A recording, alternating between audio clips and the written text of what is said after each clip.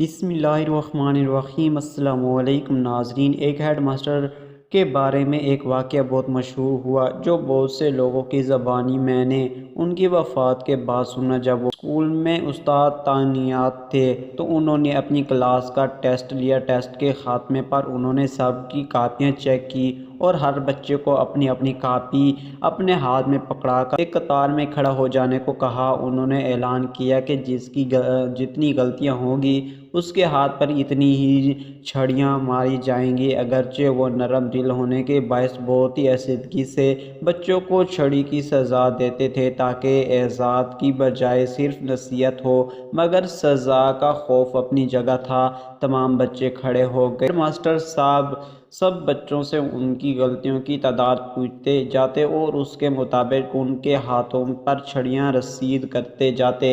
ایک بچہ بہت گھبرایا ہوا تھا۔ جب وہ اس کے قریب پہنچے تو اس سے غلطیوں کی بابت دریافت کیا تو خوف کے مارے اس کے ہاتھوں سے کاپی گر گئی اور گڑگڑاتے ہوئے بولا، جی مجھے معاف کر دیں، میرا تو سب کچھ ہی غلط ہے۔ معرفت کی گود میں پلے ہوئے ہیڈ ماسٹر ان کے اس جملے کی تاب نہ لا سکے اور ان کے حلق سے ایک دلدوز چیخ نکلی۔ ہاتھ سے چھڑی پھینک کر زاروں قطار رونے لگے اور بار بار یہ جملہ